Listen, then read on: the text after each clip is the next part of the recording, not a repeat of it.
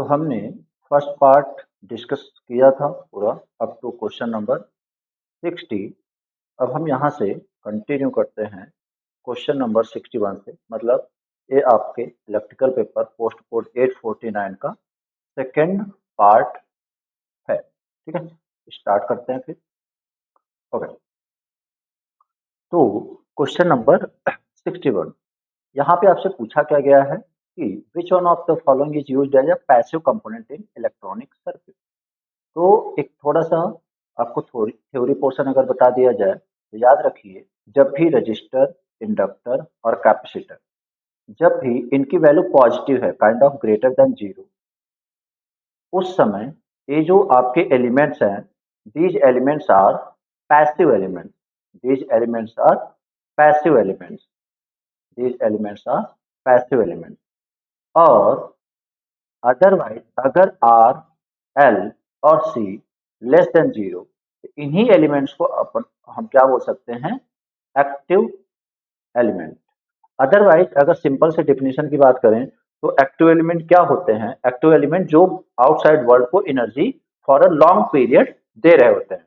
कुछ लोगों के दिमाग में आएगा कि सर कैपेसिटर भी तो चार्ज करने के बाद एनर्जी दे सकता है, but actually capacitor sudden discharge होता है, वो that is not for long period. So that's why R L C is passive element. तो यहाँ पे अगर हम देखें रजिस्टर, इंडक्टर, कैपेसिटर में हमें कौन सा ऑप्शन दिख रहा है, ऑप्शन ए, 61 का ए आंसर इज रजिस्टर। ठीक है, ओके। क्वेश्चन नंबर 62, तो example of solid state device is. तो सॉलिड स्टेट डिवाइस यहाँ पे आंसर क्या हो जाएगा, फील्ड इफेक्ट ट्रांजिस्टर। तो अब कुछ लोगों के दिमाग में क्वेश्चन आ रहा होगा कि सर व्हाट अबाउट थायट्रॉन या फिर पेंटोड एंड ट्रायोड। तो एक्चुअली ये जो तीनों आपको दिख रहे हैं, पेंटोड, ट्रायोड एंड थायट्रॉन, ये एक्चुअली क्या हैं, these are vacuum electrode, vacuum electrode, electrode tube based devices है। Vacuum electrode tube based devices है। पेंटोड मतलब कि 5 आपके इलेक्ट्रोड यूज होते हैं, ट्रायोड मतलब आपके 3 इलेक्ट्रोड यूज होते हैं। ठीक, इस तरीके से। तो अभी यहाँ पे पूछा गया सॉलिड स्टेट डिवाइस, तो that is the field effect transistor. Clear, okay, आगे बढ़ते हैं। क्वेश्चन नंबर 63, तो an ideal voltage source is one which has. तो आइडियल वोल्टेज सोर्स की बात कर रहे हैं। आइडियल वोल्टेज सोर्स मतलब, आप अगर मैं थोड़ा सा कॉन्सेप्ट वाइज बात करूं, तो अगर एक मान लीजिए वोल्टेज सोर्स है, ठीक है, वोल्टेज सोर्स है, और आप चाहते हो कि ये आइडियल हो। नॉर्मली हमें पता है कि जो भी वोल्टेज सोर्स होता है उसका कुछ ना कुछ इंटरनल रेजिस्टेंस होता है। तो अगर आप चाहते हो कि ideal voltage source, ideal voltage source, ideal voltage source का मतलब क्या होता है कि पूरा का पूरा वोल्टेज जो भी आपका जनरेट हो रहा है या फिर जो भी आपका ईएमएफ है, वो मतलब सोर्स वोल्टेज कहाँ पहुंचे, पूरा का पूरा इस टर्मिनल पे, इस टर्मिनल पे, मतलब काइंड ऑफ लोड के अक्रॉस। बट इसमें प्रॉब्लम कौन क्रिएट करेगा, ये इंटरनल रेजिस्टेंस, मतलब कुछ ना कुछ वोल्टेज इसके क्रॉस ड्रॉप हो जाएगा। तो अगर आप चाहते हो कि इसके क्रॉस वोल्टेज ड्रॉप ना हो और पूरा का पूरा वोल्टेज हमें लोड के क्रॉस मिले, what should be the resistance, obvious सी बात है, जीरो। तो that's why internal resistance of ideal voltage source should be zero. अगर यहीं से आपसे क्वेश्चन पूछ लिया जाए कि आइडियल करंट सोर्स, तो आइडियल करंट सोर्स का इंटरनल रेजिस्टेंस होता है इनफाइनाइट। क्यों, क्योंकि अगर हम यहाँ पे करंट सोर्स इस तरीके से यहाँ पे बना रहे हैं, तो देखिए एक्चुअली हमें भी पता है कि करंट सोर्स का मतलब क्या है, कि आइडियल करंट सोर्स का मतलब क्या है कि सारा का सारा करंट हमारे पास कहाँ पे पहुंचे, लोड पे। बट हमें पता है कि कुछ काइंड ऑफ लीकेज की वजह से थोड़ा बहुत करंट का ड्रॉप होता है, और उसी करंट के ड्रॉप को दिखाने के लिए हमें पता है कि करंट कहाँ पे डिवाइड होता है, पैरेलल में। तो करंट के ड्रॉप को दिखाने के लिए हम ये शो करते हैं कि इंटरनल रेजिस्टेंस किसमें है, पैरेलल में। इंटरनल रेजिस्टेंस किसमें है, पैरेलल में। और अगर आप चाहते हो कि पूरा का पूरा करंट जो यहाँ से जा रहा है पूरा का पूरा लोड पे पहुंचे, मतलब तभी वो आइडियल करंट सोर्स होगा। और ऐसा होने के लिए यहाँ का इंटरनल रेजिस्टेंस क्या होना चाहिए, इनफाइनाइट, क्योंकि इंटरनल रेजिस्टेंस इनफाइनाइट होगा तब यहाँ पे करंट की वैल्यू जीरो रहेगी। इसलिए आइडियल करंट सोर्स की वैल्यू, आइडियल करंट सोर्स का जो इंटरनल रेजिस्टेंस है, that is connected in parallel and उसका उसकी वैल्यू क्या होनी चाहिए, दैट इज इनफाइनाइट। ठीक है, ओके। तो इसका आंसर क्या हो जाएगा, वोल्टेज सोर्स का इंटरनल रेजिस्टेंस दैट इज 0, जैसा कि हमने यहाँ पे देखा, ताकि सारा का सारा वोल्टेज हमारा आउटपुट पे पहुंच सके। ओके, नेक्स्ट क्वेश्चन पे चलते हैं। When forward bias is applied to a junction diode it increase the potential barrier, decrease the potential barrier. तो एक सिंपल सी बात याद रखिए, जब भी आप कोई डायोड लेते हैं, डायोड क्या होता है बेसिकली, एक तरीके से पीएन जंक्शन, एक तरीके से यहाँ पे क्या बात कर रहे हैं, पीएन जंक्शन। तो पीएन जंक्शन में एक्चुअली यहाँ पे क्या बनता है, एक डिप्लीशन लेयर बनता है, एक डिप्लीशन लेयर बनता है। ठीक है, एक डिप्लीशन लेयर बनता है। और ये डिप्लीशन लेयर, सपोज जब आप यहाँ पे फॉरवर्ड वोल्टेज देते हो, जब आप यहाँ पे फॉरवर्ड वोल्टेज देते हो, तब देखिए होता क्या एक्चुअली, यहाँ पे suppose this is P and N type diode. तो पी मतलब यहाँ पे डोमिनेट कौन कर रहा होगा, होल्स, और मेजोरिटी में कौन सा होगा, होल्स, एंड माइनॉरिटी में कौन सा होगा, इलेक्ट्रॉन्स। इसी तरह यहाँ पे मेजोरिटी में कौन होगा, इलेक्ट्रॉन्स, और माइनॉरिटी में कौन सा होगा, होल्स। तो यहाँ पे देखिए, ये जो पूछा गया फॉरवर्ड बायस, तो फॉरवर्ड बायस में पी को पॉजिटिव चार्ज से जोड़ा गया है, तो अभी ये रिपल करेगा, ये जो पॉजिटिव चार्ज है और ये होल्स को क्या करेगा, रिपल, तो वो इधर जाना चाहेगा। और यहाँ से नेगेटिव चार्ज इसको क्या करेगा, इसको भी नेगेटिव चार्ज इलेक्ट्रॉन को क्या करेगा, रिपल करेगा। तो कहने का मतलब ये दोनों इधर आ रहे हैं, एक दूसरे के मतलब पास आ रहे हैं, तो ये जो आपका डिप्लीशन विड्थ है, जो ये लेयर बन रखी है, that will what, that will decrease. ठीक है, अगर अगर यही हमसे बोला जाता कि इन रिवर्स बायस, अगर रिवर्स बायस में बोला जाता, तब फिर हम क्या करते, क्योंकि ये जो इलेक्ट्रॉन है ये होल्स को क्या करता, अट्रैक्ट करता, और ये पॉजिटिव चार्ज इलेक्ट्रॉन को अट्रैक्ट करता, तब आपका जो डिप्लीशन रीजन है, या डिप्लीशन रीजन है, या पोटेंशियल बैरियर है, वो क्या हो रहा होता, इंक्रीज हो रहा होता। ठीक है, आई होप समझ में आ गया होगा। तो जैसे ही आप फॉरवर्ड बायस में करेंगे, हमारा जो डिप्लीशन रीजन है वो क्या होगा, दैट विल डिक्रीज। ठीक, ओके, आगे बढ़ते हैं। Compare to common base amplifier the common emitter amplify has. तो देखिए, कॉमन बेस के केस में, अगर आपने थोड़ा बहुत पढ़ा हुआ हो, तो कॉमन बेस में जो करंट गेन होता है, that is alpha, that is alpha common base में। और जो कॉमन इमीटर होता है, उसमें आपका जो करंट गेन होता है, दैट इज बीटा। ठीक है, तो अल्फा क्या होता है, collect output current that is collector current, and input current that is emitter current. और अगर मैं कॉमन इमीटर की बात करूं, तो common collector current divide by, यहाँ पे कॉमन इमीटर है तो बेस इनपुट हो जाएगा आई बेस। अब यहाँ पे देखिए, हमें पता है कि बेस करंट की वैल्यू बहुत कम होती है, मतलब अगर सिंपल देखें तो IC is approximately is equal to IE, no doubt I is greater than IC, but approximately, तो मतलब अल्फा की वैल्यू नियरली क्या होती है, हमारी 1 होती है। ठीक है, और अल्फा की वैल्यू नियरली 1 होती है।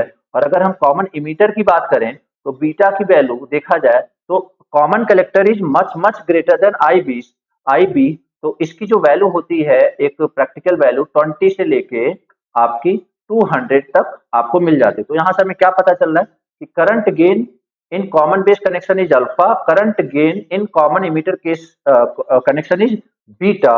तो इसमें आपका क्या हो जाएगा, common emitter amplifier has higher current amplification. ठीक है, सिंपल है। ओके, आगे बढ़ते हैं, क्वेश्चन नंबर 66।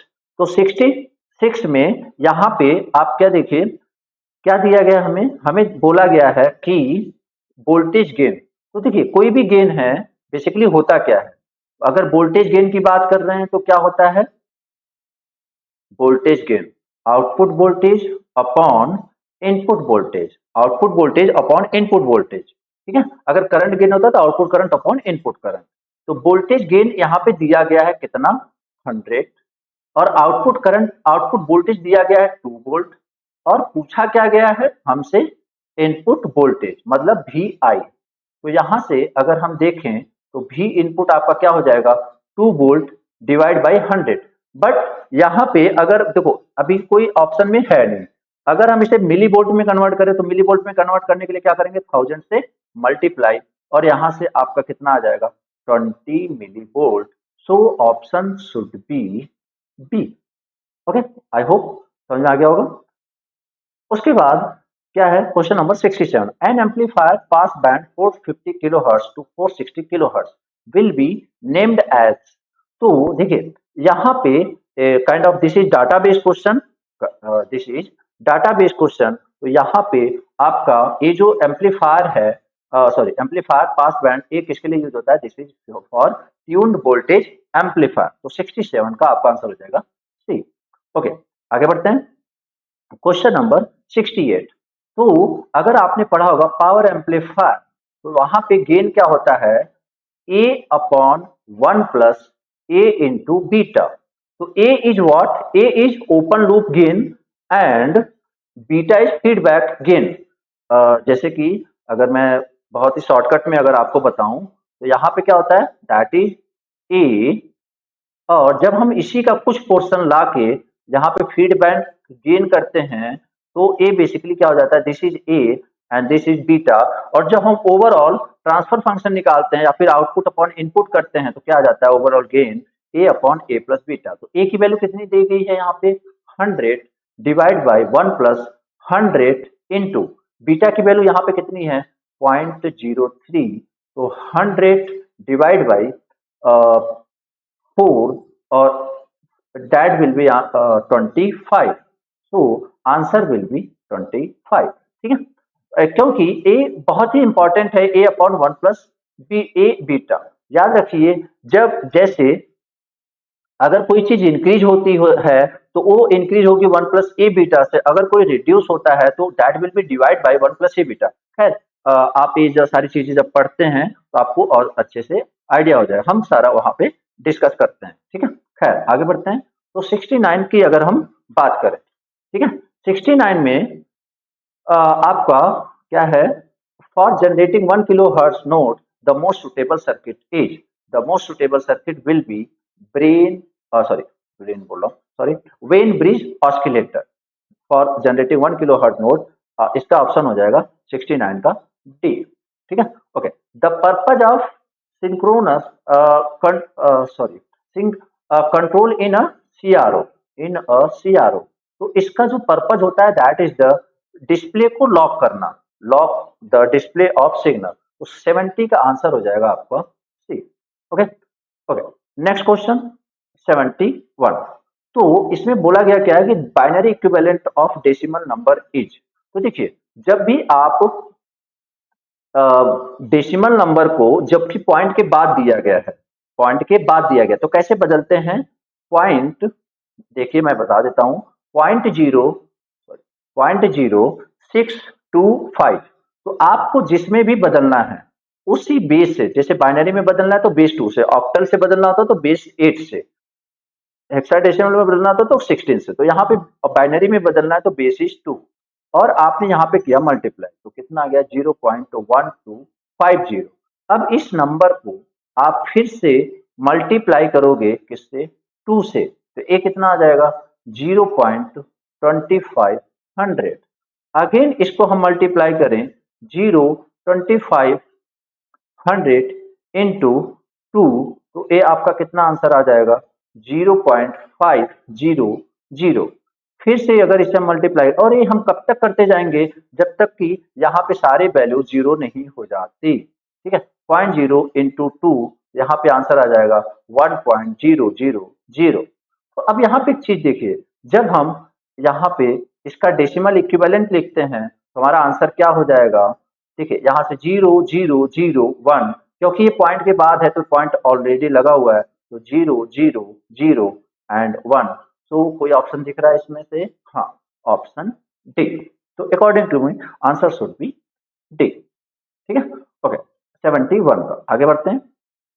72 का क्या पूछा गया यहाँ पे, A0B5, इसका आप बाइनरी इक्विवेलेंट बताइए। हमें पता है कि बाइनरी इक्विवेलेंट मतलब यहाँ पे ए बेसिकली किसमें आपका हेक्साडेसिमल में। कैसे पता है हेक्साडेसिमल में है, क्योंकि हेक्साडेसिमल में ही ABCD का यूज किया जाता है।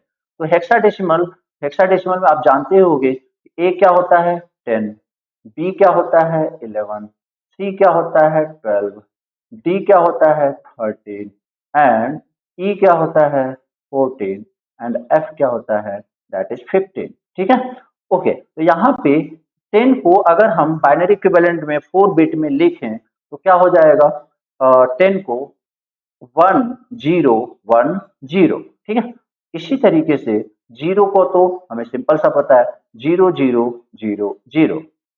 देन अगर हम बी की बात करें तो बी इज व्हाट बेसिकली 11, तो 1011, ठीक है। And then what about 5, 5 can be written as 0000101। तो 1010 4 टाइम 0 1011 0101, अगर हम यहाँ पे ऑब्जर्व करें तो लास्ट में 0101 आना चाहिए, इसमें नहीं आ रहा, इसमें नहीं आ रहा, इसमें आ रहा है। तो चलो फर्स्ट और डिजिट्स मिला लेते हैं। उसके पहले क्या आना चाहिए 1011, इसमें आ रहा है 1011, इसमें नहीं आ रहा है, तो so answer should be C. ठीक है, 72 का सी। आई होप समझ में आ गया होगा। आगे बढ़ते हैं। The parity of the binary number is, तो parity of the binary number simple आपको क्या करना है, नंबर्स काउंट करने हैं। अगर नंबर ऑफ वंस इवन आ रहा है तो that is the even parity, अगर नंबर ऑफ वंस ऑड आ रहा है तो दैट इज ऑड पैरिटी। तो 1 2 3 4 5, तो यहाँ पे क्या हो जाएगा आंसर इज ऑड पैरिटी, 73 का ऑप्शन सी। ओके, 74, अगर हम 74 पे यहाँ पे क्या बोला गया है, data can be change from special code to temporal code by using. Okay, थोड़ा सा इससे रिलेटेड अगर मैं थ्योरी की बात करूं तो देखिए होता क्या है कि हमें रजिस्टर, वैसे देखा जाए तो आपसे अगर मान लीजिए इन केस थोड़ा सा अपग्रेडेड, इसमें तो बहुत ऊपर से क्वेश्चन पूछ लिया गया, अगर थोड़ा डेप्थ में जाए तो एक्चुअली जो क्वेश्चन होता है वो क्या होता है कि टेम्पोरल कोड को अगर बोला जाए कि space special spatial spatial code में कौन बदलता है, तो answer is serial input parallel output. या फिर स्पेशियल कोड को अगर कोई पूछे कि टेम्पोरल कोड में कौन बदलता है, तो answer is parallel input and serial output. ठीक है, ओके।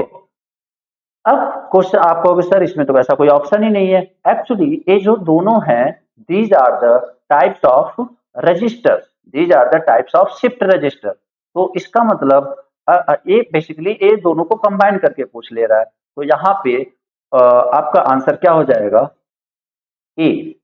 क्यों? क्योंकि शिफ्ट रजिस्टर के टाइप्स होते हैं, serial input parallel output, serial input parallel input, parallel input serial output, parallel input मतलब सीरियल इनपुट, मतलब सॉरी, ठीक है। इस तरीके से जैसे अगर मैं बात करूं कि दो और होते हैं, सीरियल इनपुट हो गया, पैरेलल आउटपुट हो गया, ठीक है, और यहीं पे पैरेलल इनपुट हो गया, सीरियल आउटपुट हो गया।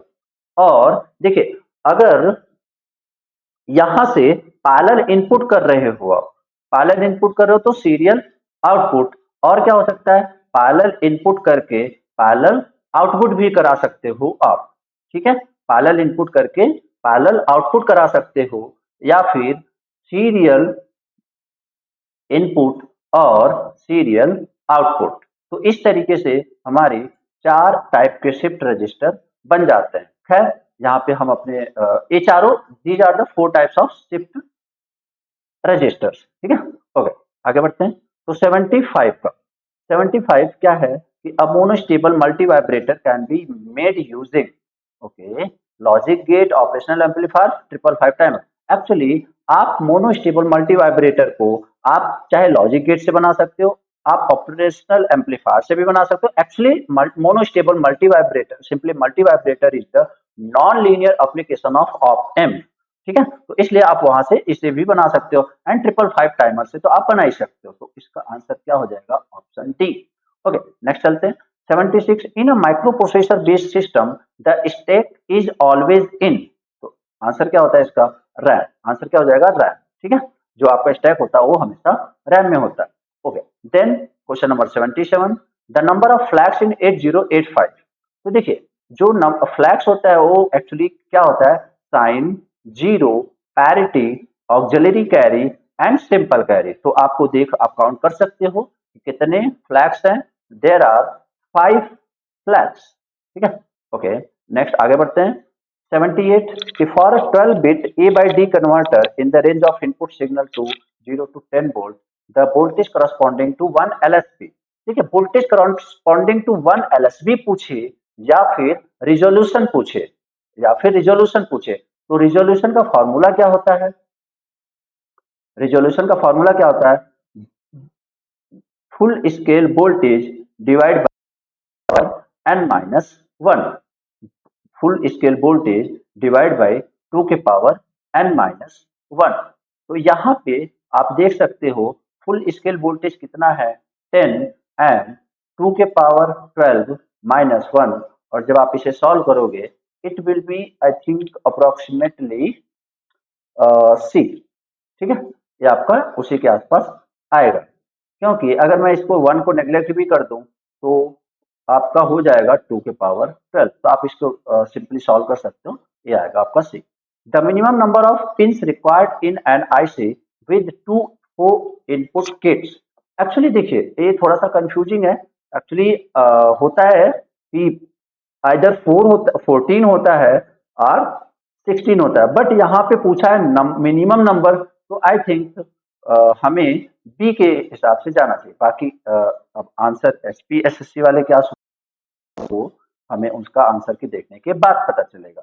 Okay, then which of the following gates can not be used as an inverter. तो ऑब्वियस बात है यहाँ पे हम एंड गेट को हम एज ए इन्वर्टर यूज नहीं कर सकते। क्लियर है? ओके, इसके बाद अगर हम आगे बढ़ें तो question number 81, if the iron core of transformer is replaced by the an air core then the hysteresis losses in the transformer. देखिए जब हम आयरन कोर यूज करते हैं तो आयरन कोर का जो बीएच कर होता है दैट इज नॉन लीनियर। ठीक है, नॉन लीनियर। तो ये जो पोर्शन होता है that is known as hysteresis, मतलब यही जितना ज्यादा ये होता है this is known as retentivity. और इस रिटेंटिविटी को मतलब कुछ डोमेन्स जो अपोजिट डायरेक्शन में अलाइन हो जाते हैं उनको अपोजिट डायरेक्शन में लाने के लिए जो एक्स्ट्रा फोर्स काम करना पड़ता है that is known as corrosive force. तो यहाँ पे अगर हम आयरन की बात करें तो यहाँ पे ऑब्वियस सी बात है आपका हिस्टैरिसीस लॉस हो रहा है। बट अगर यही ग्राफ हमारा लीनियर होगा तो आप देख के बता सकते हो क्या यहाँ पे हमें पता है कि जो एयर कोर होता है उसका क्या होता है, ग्राफ हमारा लीनियर होता है। तो ऑब्वियस बात है यहाँ पे जब कोई एक्स्ट्रा रिटेंटिविटी नहीं है तो यहाँ पे कोई भी हिस्टैरिसीस लॉस नहीं होगा। सो आंसर शुड बी डी। ठीक है, okay, question number 82, transformer core laminations are coated with enamel layer in order to। तो यहाँ पे आपका जो आंसर होगा वो क्या हो जाएगा कि जो लेमिनेशन किया जाता है वो सॉरी इनेमल लेयर से कोटेड किया जाता है। एक्चुअली क्यों किया जाता है? इस लेमिनेशन को एक दूसरे से इंसुलेट करने के लिए। आंसर बिल्कुल आगे बढ़ देखते हैं। 80, the concentric winding are used in core type transformer with winding placed near to the core। तो देखिए ऑब्वियस बात है जो वाइंडिंग होती है लो वोल्टेज वाइंडिंग को हम क्या करते हैं नियर टू द कोर रखते हैं, ताकि उससे क्या होता है क्योंकि जितना ज्यादा अगर हम हाई वोल्टेज को नियर टू द कोर रखेंगे तो हमें यहाँ पे इंसुलेशन भी ज्यादा प्रोवाइड करना पड़ेगा, इसलिए हम लो वोल्टेज को नियर टू द कोर रखते हैं और हाई वोल्टेज को उसके अपर साइड में रखा जाता है। ठीक है, ओके आगे बढ़ते हैं। The winding used in 3 phase shell type transformer. The winding used in shell type, तो यहाँ पे हम यूज करते हैं सैंडविच। आप यूट्यूब पे लेक्चर्स पढ़े हुए हैं ट्रांसफार्मर के, स्टार्टिंग के लेक्चर 5 से 6 लेक्चर, आप वहाँ पे आपको ये सारी चीजें इजिली आप समझ सकते हो। Okay, in which transformer the tertiary winding is used. तो एक्चुअली यहाँ पे देखिए सिंपल सा कॉन्सेप्ट बताएं तो जो डेल्टा होता है, डेल्टा चाहे आपका प्राइमरी में हो चाहे सेकेंडरी में हो या फिर दोनों में हो, जब भी डेल्टा कनेक्शन हम देते हैं, वो क्या करता है, वो थर्ड हार्मोनिक्स के लिए सर्कुलेटिंग पाथ प्रोवाइड करता है। थर्ड हार्मोनिक्स के लिए सर्कुलेटिंग पाथ प्रोवाइड करता है, कहने का मतलब यहाँ से बाहर नहीं निकल पाता, थर्ड हार्मोनिक्स का इम्पैक्ट लोड पे नहीं पड़ पाता। तो ट्रांसफॉर्म कनेक्शन में एक डेल्टा होना चाहिए। तो जहां भी कनेक्शन में एक डेल्टा है वहां पे हमें आपका थर्ड हार्मोनिक्स डिस्टर्ब नहीं करेगा। बट अगर हम स्टार स्टार की बात करें तो यहाँ पे एक भी डेल्टा नहीं है, इसमें थर्ड हार्मोनिक्स के लिए कोई पाथ प्रोवाइड नहीं होता है। तो इसलिए इस प्रॉब्लम मतलब थर्ड हार्मोनिक्स डिस्टर्ब करेगा हमारे लोड को। तो उस प्रॉब्लम को दूर करने के लिए हमारे पास दो ऑप्शन होते हैं, या तो हम स्टार का क्या करें, यहाँ पे स्टार को ग्राउंडेड कर दें, सॉलिड ग्राउंडेड। दूसरा ऑप्शन क्या करें, हम टर्सरी वाइंडिंग यूज कर सकते हैं। तो स्टार स्टार कनेक्शन में हम क्या यूज कर सकते हैं, टर्सरी सॉरी टर्सरी वाइंडिंग कहाँ यूज कर सकते हैं, स्टार स्टार कनेक्शन में। 85 का सी। ओके, नेक्स्ट क्वेश्चन 86 देखते हैं। Two transformer operating in parallel with share the load depending upon their, तो answer will be per unit impedances. ठीक है, आगे बढ़ते हैं। Question number 87, the ratio primary to secondary voltage is 2:1, saving in terms. तो simple अगर हम saving की बात करें तो सेविंग क्या होता है, basically 1 upon A auto into weight of two winding transformer. तो यहाँ पे परसेंटेज पूछा है तो हमें इसकी ठीक है सिंपल। अच्छा, कभी कभी यही फॉर्मूला कुछ लोग ऐसे याद करते हैं, के इंटू वेट ऑफ, तो actually A auto is number of turns, के इज ए ट्रांसफॉर्मेशन रेशियो। तो कोई दिक्कत नहीं है, आप चाहे 1/8 लिखो, अगर आप 1/a लिख रहे हो तो मतलब आप नंबर ऑफ टर्न्स ले रहे हो, और टर्न रेशियो ले रहे हो अगर के लिख रहे हो तो ट्रांसफॉर्मेशन रेशियो लिख रहे हो। ओके, तो अब यहाँ पे एक्चुअली थोड़ा सा प्रॉब्लम, यहाँ पे देखिए, अब क्वेश्चन में स्पेसिफाई नहीं किया हुआ है कि ये जो प्राइमरी से सेकेंडरी वोल्टेज है ये आपका ऑटो ट्रांसफार्मर का है या फिर टू वाइंडिंग ट्रांसफार्मर का है। तो अपन दोनों केस लेते हैं।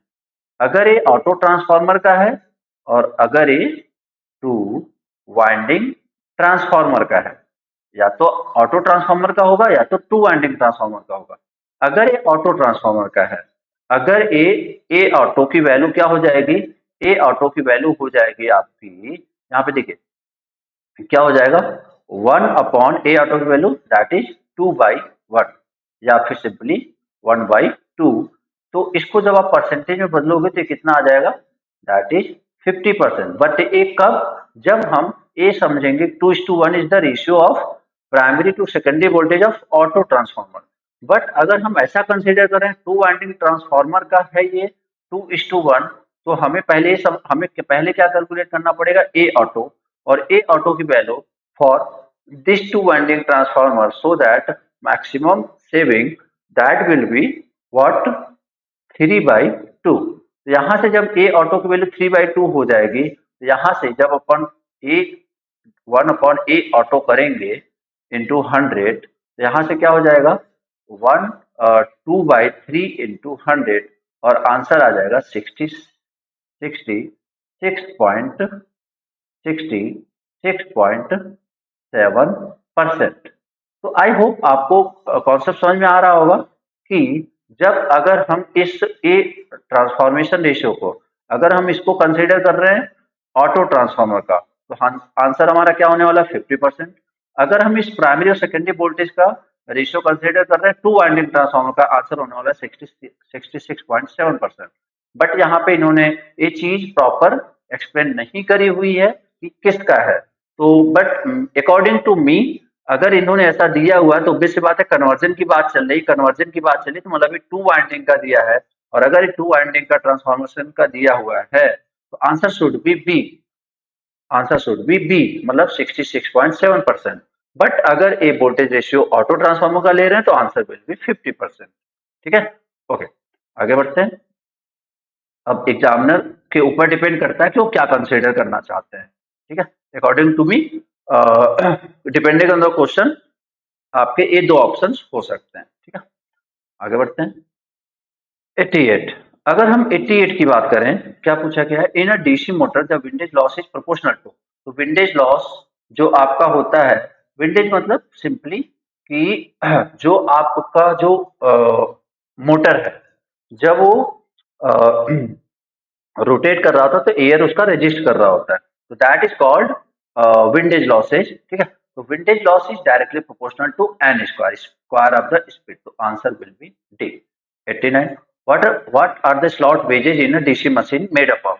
तो देखिए, डीसी मशीन का जो रोटर होता है, डीसी मशीन का जो रोटर होता है, उसमें कहीं ना कहीं आर्मेचर फ्लक्स से वो बार बार लिंक कर रहा होता है, तो कहने का मतलब वहां पे क्या हो सकता है, एडी करंट लॉसेज हो सकते हैं, तो उससे बचने के लिए, हालांकि एडी करंट तो नहीं, बट ये है, आप ये समझिए कि सिंपली आर्मेचर रिएक्शन हो सकता है, और मतलब एक पॉसिबिलिटी हो सकती है, क्योंकि फ्लक्स इज वेरिएबल आपका, क्योंकि कंडक्टर रोटेट कर रहा है, फ्लक्स भी आर्मेचर रिएक्शन की वजह से डिस्टर्ब हो सकता है, उसकी वजह से वेरिएबल फ्लक्स मिल सकता है, और उस वेरिएबल फ्लक्स की वजह से हमें एडी करंट मिल सकता है। तो उस पॉइंट को रोकने के लिए हमारा जो वेज होगा, किसका बना होगा, सिलिकॉन स्टील का। ठीक है, okay. Question number 90, 4-pole generator with 16 coils has a two layer of lap winding. The pole pitch. तो सिंपल आप ये समझिए, what is pole pitch, what is pole pitch. तो पोल पिच क्या होता है, दैट इज स्लॉट्स पर पोल। यहाँ पे टोटल स्लॉट्स है कितने, टोटल स्लॉट्स हैं कितने वो समझते हैं। तो देखिए, यहाँ पे बोला गया कि इतने कॉइल्स हैं, 16 कॉइल्स हैं। हमें पता है एक कॉइल में दो कॉइल साइड्स होते हैं, एक कॉइल में क्या होता है, दो कॉइल साइड्स होते हैं, और जितने कॉइल साइड्स हैं उतने ज्यादा, उतने नंबर ऑफ स्लॉट्स होंगे। तो यहाँ पे टोटल 16 कॉइल्स हैं, तो कॉइल साइड्स कितने होंगे, 16 इंटू 2। तो जो कॉइल साइड्स हैं वही स्लॉट्स हैं, तो 16 इंटू 2, और पोल्स, नंबर ऑफ पोल्स क्या है, 4, कितना हो जाएगा, 32/4। Answer should be 8, option C, option C. आगे बढ़ते हैं, तो ये आपका 90, 89 का बी, 90 का सी। देखते हैं 91, the dummy coils in DC machine are useful to. वैसे बात है, यहाँ पे देखिए सिंपल, अगर डमी कॉइल्स की बात कर रहे हैं तो डमी कॉइल्स, पहली बात तो मैं बता दूं आपको, मोस्टली या फिर किस में यूज करते हैं, वेव वाइंडिंग, क्योंकि एक लैप वाइंडिंग होता है, एक वेव वाइंडिंग होता है। वेव वाइंडिंग में पैरेलल पाथ कितने होते हैं, सिर्फ दो।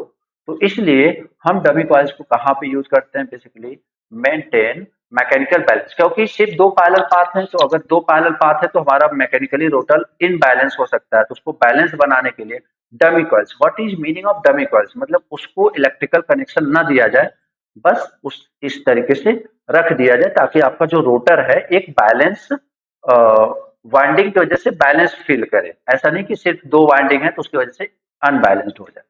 तो आंसर क्या हो जाएगा, maintain mechanical balance in armature. Okay, next question 92, interpoles in a DC machine having a tapering shape in order to. Tapering shape, तो देखिए टेपरिंग शेप जो भी दिया जाता है, एक्चुअली इसलिए दिया जाता है क्योंकि उसकी वजह से वहां पे एयर इंट्रोड्यूस करते हैं, और एयर की वजह से क्या होता है कि वहां पे हमें पता है कि एयर में सेचुरेशन नहीं आता है। एयर में टेपरिंग की हेल्प से क्या करते हैं, एयर उसको इंट्रोड्यूस करते हैं पोल्स में, तो इंटरपोल्स में। और एयर में क्या होता है, सेचुरेशन नहीं आता है, और अगर सेचुरेशन नहीं आता है तो ऐसा कोई ऑप्शन है हमारे पास क्या, तो देखते हैं, reduce the saturation in the interpoles, तो आंसर विल बी 92। आगे बढ़ते हैं, a three phase 4-pole squirrel cage motor has 36 stator and 28 rotor slots. The number of phases in the rotor is, okay, तो नंबर ऑफ फेजेस तो I think, मतलब obvious बात है, क्या होना चाहिए आपका, चाहे जो नंबर ऑफ फेजेस यहाँ पे हैं वही नंबर ऑफ फेजेस यहाँ पे होंगे, आंसर शुड बी ए, 93 का ए। ठीक है, ओके, आगे बढ़ते हैं, the three phase induction motor with rotor circuit open will, मतलब अगर रोटर सर्किट, अगर रोटर मोटर के रोटर सर्किट ओपन कर दिया जाए तो थ्री फेज इंडक्शन मोटर क्या होगा। तो एक बात समझिए, जब अगर आपका रोटर सर्किट ओपन कर दिया जाएगा तो पाथ कंप्लीट नहीं होगा, और अगर पाथ कंप्लीट नहीं हुआ तो करंट फ्लो नहीं होगा, और करंट फ्लो नहीं हुआ तो कहने का मतलब फ्लक्स क्रिएट नहीं होगा, और फ्लक्स क्रिएट नहीं हुआ तो ईएमएफ नहीं इंड्यूस होगा, और ईएमएफ इंड्यूस नहीं हुआ तो आपका टॉर्क नहीं प्रोड्यूस होगा। ठीक है, जो उसे रोटेट नहीं कराएगा बेसिकली।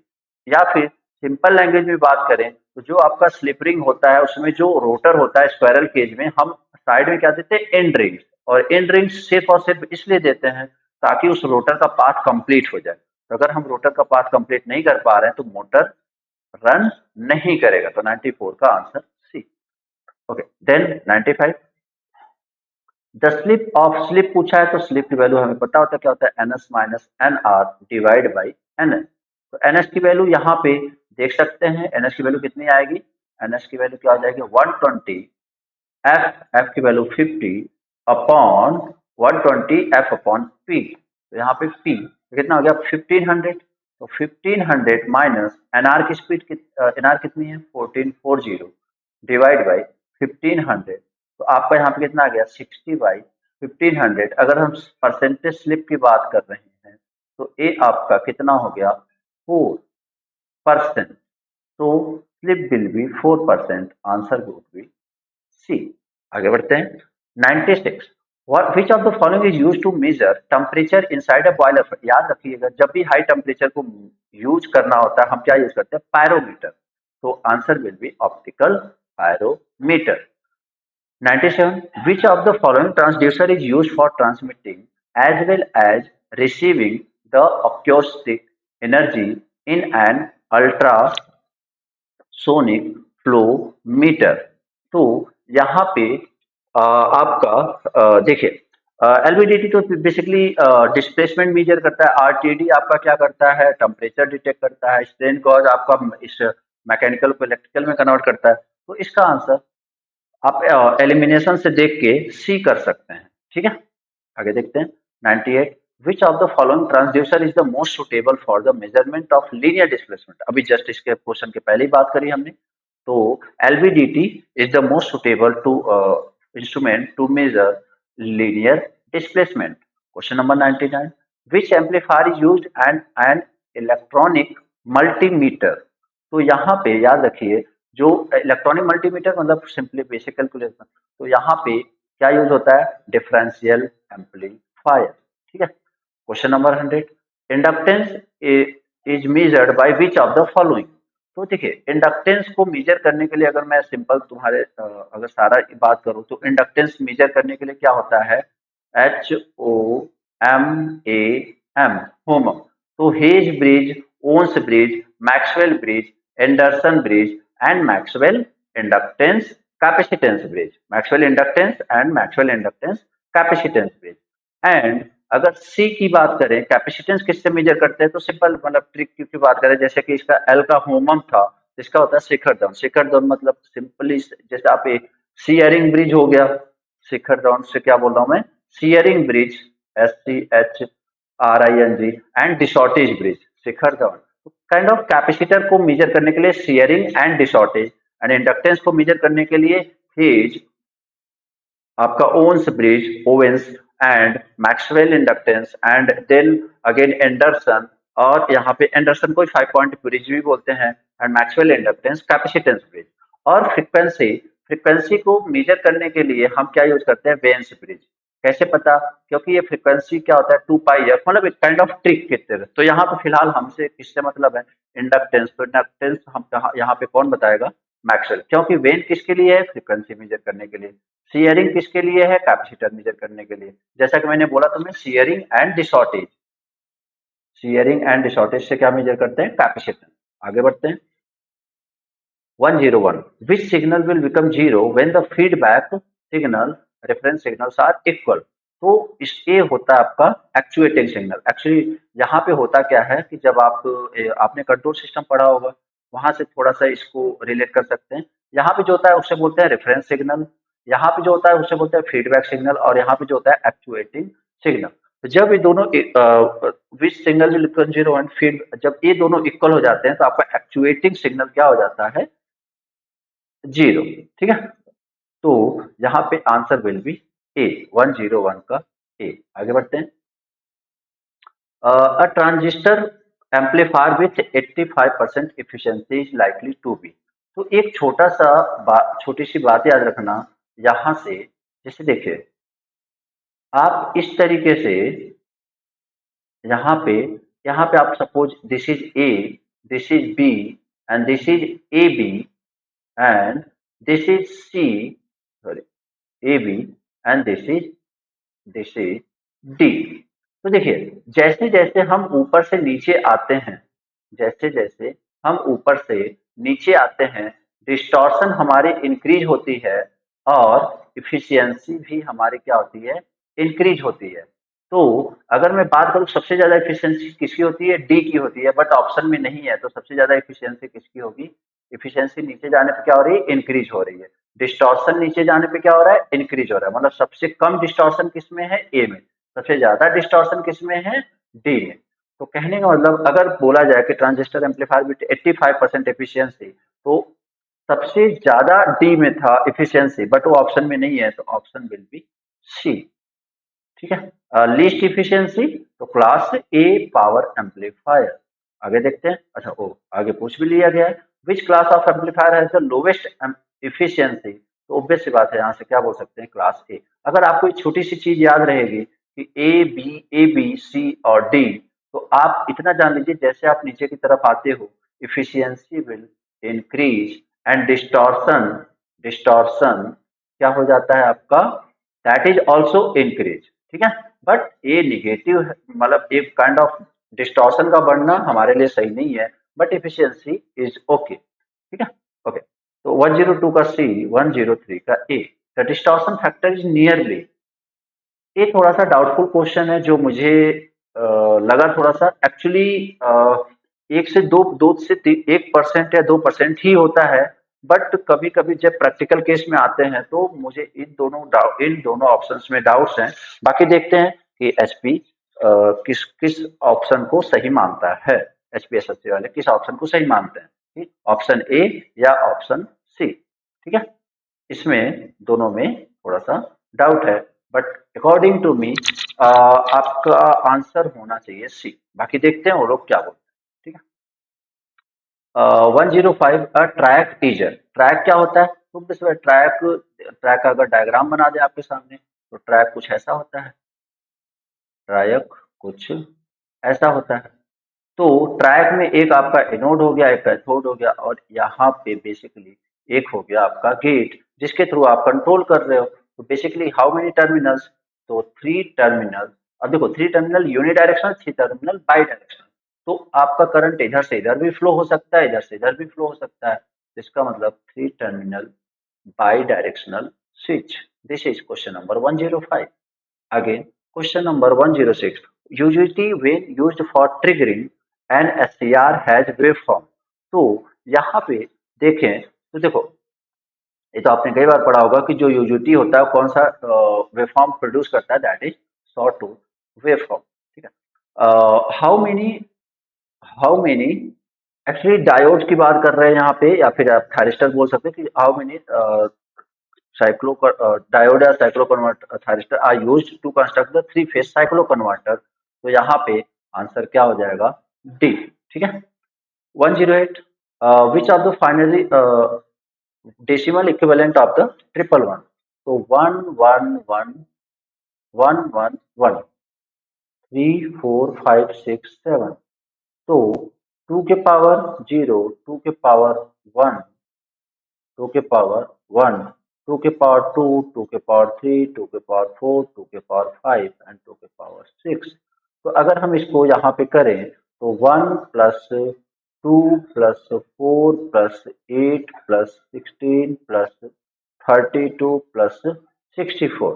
ठीक है, तो जब हम इसको सॉल्व करेंगे, तो ये हमारा जो आंसर है कितना आ जाएगा, 64, 32 और 8,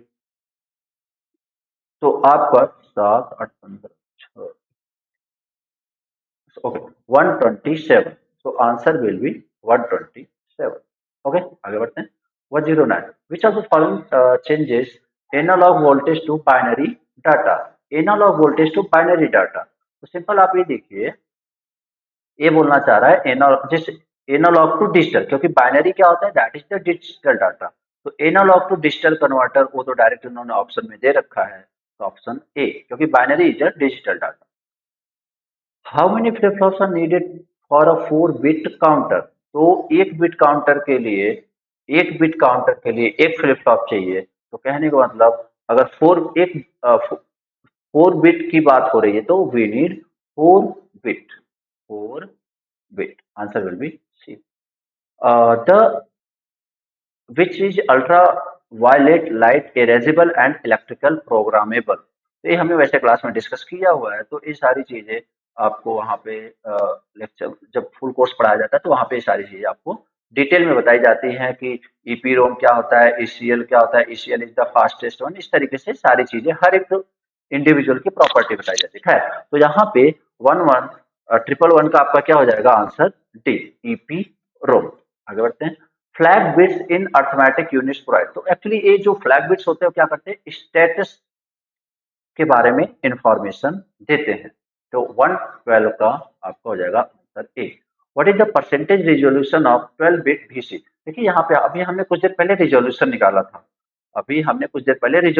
था, बट जब परसेंटेज रिजोल्यूशन की बात करें तो परसेंटेज रिजोल्यूशन का फॉर्मूला क्या हो जाता है, 1/2 के पावर n -1 इंटू 100। बट अगर सिंपली रिजोल्यूशन की बात करें तो क्या हो जाता है, full scale voltage divide by 2 के पावर n-1। ठीक है, तो यहाँ पे फिलहाल परसेंटेज का पूछ रहा है, तो 1/2 के पावर 12-1 इंटू 100। तो ये आपका अप्रोक्सीमेट कितना आंसर आ सकता है, 0.02442। So answer will be B. आगे बढ़ते हैं। 114, which of the following logic circuits are use for high speed. तो हाईएस्ट स्पीड किसकी होती है, ईसी एल की। ठीक है, ईसी एल की। आगे देखते हैं। 115, the register which holds the address of the next instruction is called. उसको क्या बोलते हैं, that is program counter. 116, Intel 8085 address bus है 16 बिट वाइड। तो इतना याद रखिए, जब 16 बिट है तो एक मेमोरी एड्रेस कितने का कर सकता है, दैट इज मतलब 2 के पावर 16। अब 2 के power 16 can be written as 2 के पावर 10 इंटू 2 के पावर 6। और 2 के power 10 is what, 1024, that is 1 KB, that is 1 kilo bytes. ठीक है, 1 केबी। तो इसका मतलब 2 के पावर 6 इंटू 2 के पावर 10, 2 के पावर 6 इज व्हाट, 64, एंड 2 के पावर 10 इज केबी, 1 केबी। तो what should be the answer, answer should be A. आगे बढ़ते हैं। In a reverse bias PN junction the current through the junction increase abruptly at. वैसे बात है, reverse bias की बात कर रहे हैं, फॉरवर्ड बायस में बात नहीं कर रहे। किसमें बात कर रहे हैं, रिवर्स बायस में। तो फॉरवर्ड बायस में आपका जो डायग्राम होता है कुछ ऐसा होता है, जब हम रिवर्स बायस में जाते हैं तो ऐसा होता है। तो इसी ब्रेक डाउन वोल्टेज के बाद करंट क्या होगा, रिवर्स बायस में बहुत तेजी से बढ़ेगा, और इस वोल्टेज को बोलते हैं ब्रेक डाउन वोल्टेज।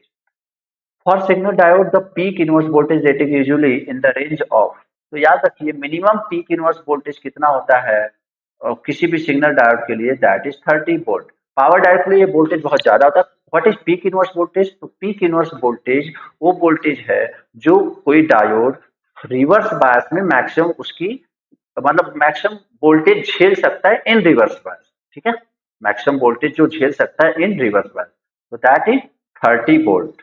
ठीक है, जैसे सेंटर टैप के लिए बोलते हैं peak inverse voltage is 2 V M, and bridge के लिए बोलते हैं वी एम। खैर इस सारी बातें तो हम रेक्टिफायर में पढ़ेंगे। खैर, तो peak inverse voltage 30 volt minimum होता है। तो यहाँ पे जो आंसर है, most suitable answer, that should be C, 30 volt to 150 volt. आगे देखते हैं। Barrier potential for silicon diode. Barrier potential for silicon diode will be, हमें पता है, बचपन से रटे रहे हो, तो सिलिकॉन का क्या होता है 0.7, एंड जर्मेनियम का क्या होता है 0.3। बट यहाँ पे सिलिकॉन का पूछा है इसलिए 0.7। For a Hartley oscillator frequency F is given by. Hartley frequency, Hartley oscillator frequency कितना होता है, जो हमारा, क्योंकि यहाँ पे हार्टली किससे बना होता है, क्वार्ट्ज से बना होता है, और क्वार्ट्ज में क्या होता है, एक इंडक्टर और एक कैपेसिटर बना होता है। मतलब if that is very similar to resonance, मतलब एक रेजोनेंस होने जैसा ही है। और अगर आपने पढ़ा होगा तो रेजोनेंस की फ्रीक्वेंसी भी कुछ यही होती है, 1/2π√LC। So this is all about part 2। ठीक है। Part 2 about technical. I hope आपको जैसा भी लगा होगा, जैसा भी जो भी एक्सप्लेन करने का तरीका होगा अच्छा लगा होगा तो प्लीज जरूर बताइएगा, ताकि अगर कभी मौका मिला तो हम प्रीवियस, अगर आप लोगों को अच्छा लगेगा तो जरूर हम जो भी प्रीवियस ईयर के क्वेश्चन है एचपीएसएससी के, कमेंट करके बताना, फिर हम उसे भी अपलोड करने की कोशिश करेंगे। ठीक है, ओके, थैंक यू।